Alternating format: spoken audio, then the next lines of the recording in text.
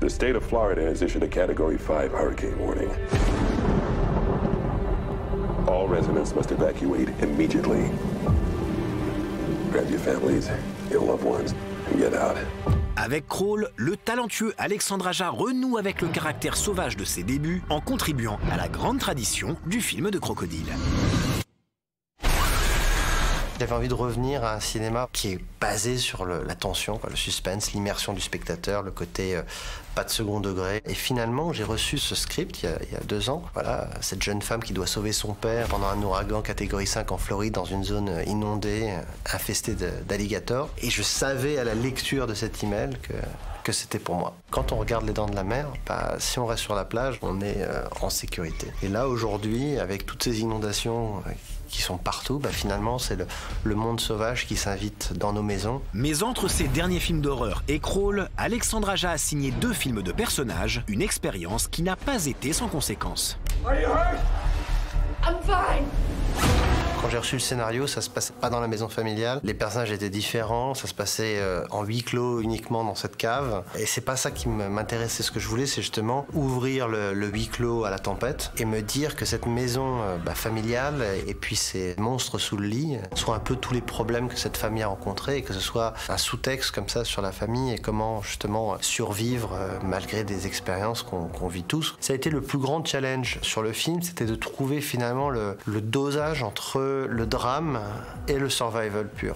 Moi, j'essaye de jamais penser à ce que les gens veulent voir, je me dis ce que je voudrais voir en tant que spectateur. Mais là, j'avais un problème, c'est-à-dire que le spectateur de 40 ans n'avait plus la même envie que le spectateur de 15 ans, dont je me souviens très bien, que j'étais. Et là, j'étais un peu dans... Donc il a fallu trouver ce juste milieu.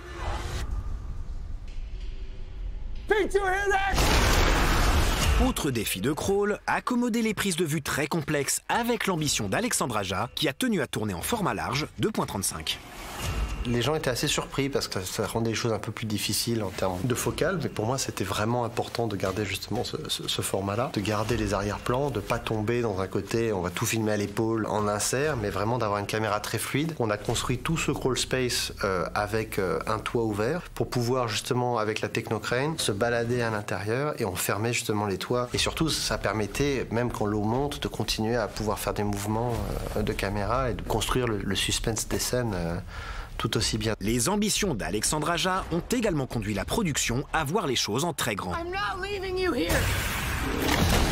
C'était très clair qu'il fallait tourner tout ça en studio. Donc on a trouvé un endroit qui était donc à Belgrade, où on a trouvé des entrepôts mais gigantesques sur le port de Belgrade, où on a pu construire 7 bassins. Le plus grand bassin faisait 60 mètres sur 80 mètres, avec tout le quartier construit, avec l'eau qui monte jusqu'à 3 mètres. Tout ça en fond bleu en haut pour remplacer les ciels, et des machines à vent qui vont jusqu'à 150 km/h et de la pluie en permanence. Un tournage baignure. Je voulais qu'on ressente vraiment l'oppression de cette tempête. Je voulais qu'on voit le ciel, je voulais que la lumière soit cette lumière bleutée où on a l'impression qu'on est dans une nuit très claire alors qu'on est en plein jour. Mais il a fallu en effet passer tout le tournage en combinaison de surf, dans l'eau, avec l'eau en bas et la tempête en haut.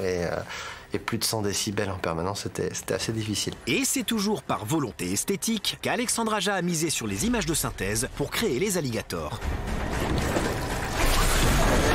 Quand on regarde toutes les vidéos d'alligators de crocodiles qui sont vraiment terrifiantes, brutales, violentes, rapides, il n'y a pas d'animatronics qui peut aller à cette vitesse-là. Il y a quelques plans comme ça qu'on a fait avec des faux alligators dans le film, on a 3 ou 4, mais le reste est vraiment CG, mais parce que ça nous permet de reproduire exactement les mouvements des alligators, ça nous permet de les faire exister dans des plans larges, toujours d'avoir le décor qui se ferme sur nos personnages et pas juste des inserts. Ça faisait partie du défi évidemment.